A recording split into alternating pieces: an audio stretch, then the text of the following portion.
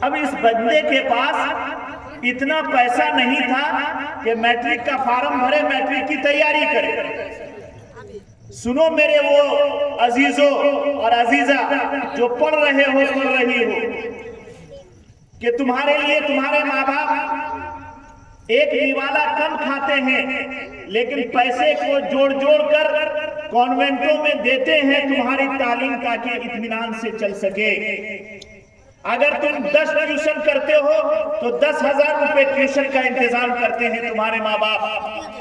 دن بھر کھیتوں میں کھٹتے ہیں، کودال چلاتے ہیں، مزدوری کرتے ہیں، جسم کا پسینہ بہاتے ہیں، اور ایک ایک روپے گن کر کے پھر کانوینٹ اور اسکولوں میں دیتے ہیں، مدرسوں میں دیتے ہیں کہ تاکہ میرا بیٹا اور میری بیٹی اچھی تعلیم حاصل کر سکے۔ لیکن تم اس کا کیا نتیجہ دیتے ہو؟ کچھ نہیں دیتے ہو۔ APJ عبد الکلام میٹرک کا فارم اب کیسے بھریں؟ وقت بہت محدود رہ گیا ہے، چند دنوں میں اس کا وقت ختم ہو جائے گا، پیسے کا انتظام نہیں۔ باپ نے انکار کر دیا کہ میرے پاس وسعت نہیں ہے، میں تمہیں میٹرک کا امتحان نہیں دلا سکتا، کیونکہ فارم بھرو گے پھر اس کی تیاری، اس کی کتابیں ہیں، اس کی گائیڈز ہیں، ان کے لیے جو کوچنگ کرنا ہوگا ہم کہاں سے کر کے دیں گے انتظام۔ انکار کر دیا۔ رشتہ داروں کے پاس گئے، کسی نے بھی مدد نہیں کی۔ ایک بہن تھی، انہوں نے ہمت کر کے، یہ حوصلہ کر کے بہن کے گھر کا رخ کیا، دروازے پر جا کر دستک دیا۔ بہن نے دروازہ کھولا، APJ عبد الکلام نے ایک پاؤں بہن کے گھر کے اندر رکھا، ایک پاؤں باہر ہے، آنکھ سے آنسو کا قطرہ جاری رہا، قطرے جاری رہا۔ پوچھا کیا بات ہے؟ گھر میں کوئی بات ہو گئی؟ کسی نے مار کر کے نکال دیا؟ باپ نے، بھائی نے یا ماں نے کوئی برا بھلا کہا؟ کہا کچھ نہیں۔ کہا کیا ہے بولو؟ کہا کہ بہن ایک مدد چاہیے۔ کہا بولو کیا بات ہے؟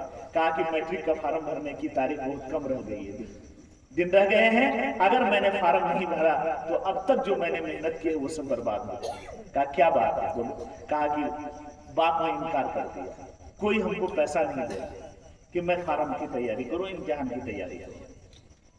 قربان جائیے اس کی بہن پر۔ گھر گئی، الماری کو کھولا، شادی کے موقع پر باپ نے ایک سونے کا کنگن دیا تھا،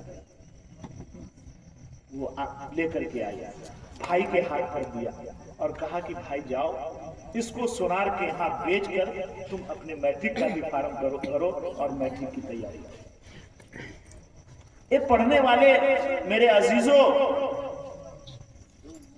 وہاں پیسہ نہیں ہے، بھیک مانگ کر کے اپنی پڑھائی کو جاری رکھنے کے لیے یہاں تک APJ عبد الکلام پہنچے ہیں۔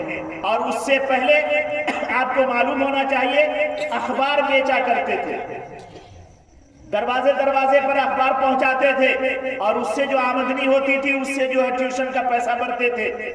کوئی کہہ سکتا تھا کہ جو بچہ آج دروازے دروازے ٹھوکر کھا رہا ہے، اخبار پہنچا رہا ہے، ایک دور آئے گا کہ ساری دنیا ان کے ٹھوکروں میں ہوگی۔ کوئی تصور کر سکتا تھا؟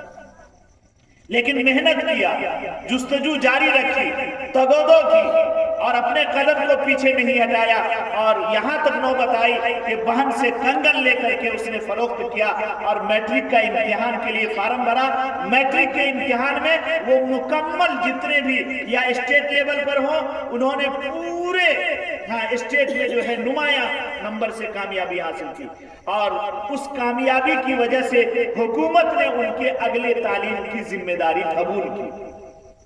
پھر حکومت کی نگرانی میں اور حکومت کے خرچ میں پڑھ کر کے اللہ نے ان کو یہاں تک پہنچایا کہ آج وہ APJ Abdul Kalam missile man اور صدر جمہوریہ ہیں۔ کہ میرے اس اسکول میں یا کہیں بھی پڑھنے والے عزیزوں اور عزیزہ، APJ عبد الکلام کا یہ واقعہ ہمارے لیے مشعل راہ ہے۔ ہم کو اور آپ کو چاہیے کہ تعلیم کے میدان میں کتنوں ہی رکاوٹ آ جائے، اس رکاوٹ کو پھلانگتے ہوئے اور چھلانگ لگاتے ہوئے آگے بڑھنے کی کوشش کرو۔ انشاءاللہ اللہ تمہارے لیے کامیابی کے راستے ہموار کر دیں گے اور کامیابی کی منزل تمہارے سامنے ہے۔ چونکہ 10 بج گئے ہیں اور 10 بجے دعا بھی ہونی تھی، اس لیے اور زیادہ باتیں نہیں کہنی ہے۔